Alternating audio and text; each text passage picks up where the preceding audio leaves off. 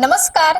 गरजा रायगड सात संवाद या वृत्तवाहिनीत आपलं स्वागत आहे. तर चला पाहूया आजच्या घडामोडी.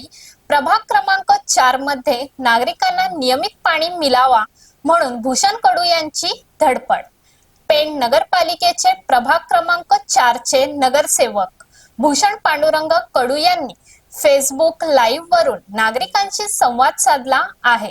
पेण शहरासह प्रभाग क्रमांक 4 मध्ये येणारा अनियमित पाणी, कमी दाबाने येणारा पाणी तसेच अशुद्ध येणारा पाणी या संदर्भात भूषण कडू यांनी पेण नगरपालिकेचे मुख्याधिकारी तसेच जिल्हा आरोग्य अधिकारी आणि महाराष्ट्र प्रदूषण मंडळ यांच्याबरोबर केलेल्या पत्रव्यवहाराबाबत चर्चा करून शुद्ध पाणी देणे ही नगरपालिकेची कशी जबाबदारी आहे हे फेसबुक लाईव्ह मध्ये सांगितले. नमस्कार. आज बऱ्याच काळानंतर बऱ्याच दिवसांतर तुमच्या समोर पहिले तर मी तुमचे आभार व्यक्त करतो. जो मला तुम्ही प्रेम आशीर्वाद दिला आणि या मला पदावरती आणून दिला त्यासाठी मी तुमचे आभार व्यक्त करतो. पण या पदावरती आलोय पण आपण अजून आपली परीक्षा काही संपली नाही. आज तुमच्या समोर मोठी समस्या जी पेणला भेडसावत आहे, गंभीर समस्या आहे ती म्हणजे पाणी प्रश्न. कमी दाबाने येणारं पाणी, अनियमित होणारा पाणी पुरवठा, दूषित होणारा पाणी पुरवठा या विषयावर तुमच्याशी चर्चा करायला लागलो. पहिले तर मी तुम्हाला ही परिस्थिती काय आहे ती दाखवतो.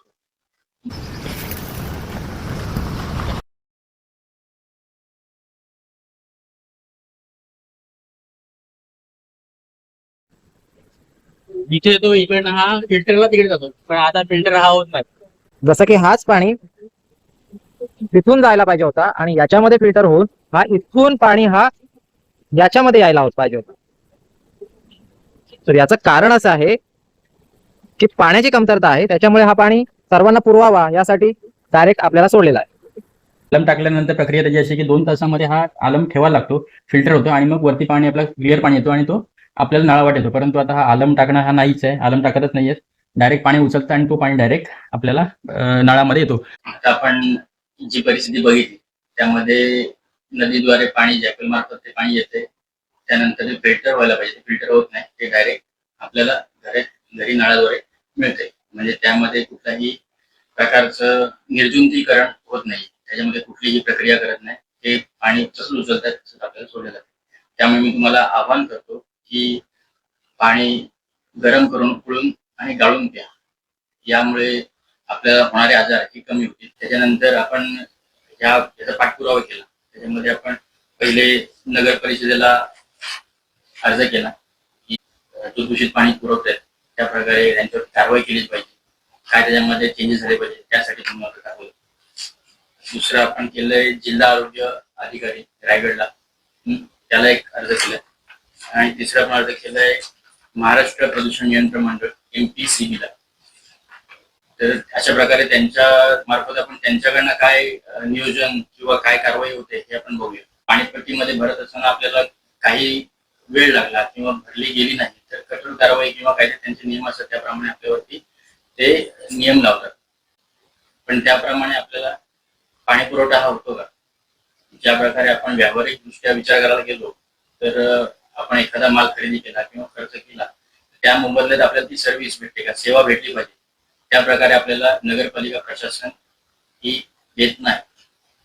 आता यापुढे हा दूषित पाणी जर आपल्याला असंच देत राहिले तर आम्ही पाणी टॅक्स भरावा का, पाणीपट्टी भरावी का किंवा ती माफ केली जाणार का, हा माझा प्रश्न राहील प्रशासनाला.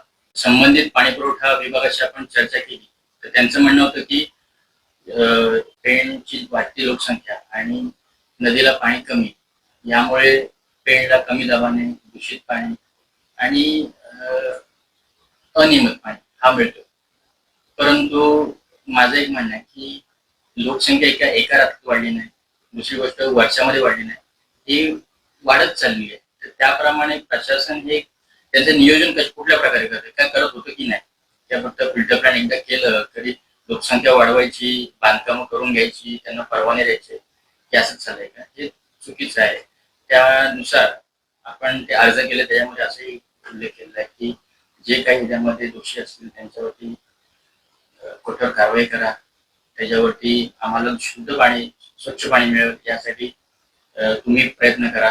यासाठी आपण अर्ज केलेले आहेत. तर मी पेणच्या नागरिकांना विनंती करतो की प्रसंगी जर हा संघर्ष करावा लागला तर मला तुमची साथ हवी. मी इथे थांबतो. जय महाराष्ट्र, जय जन्म.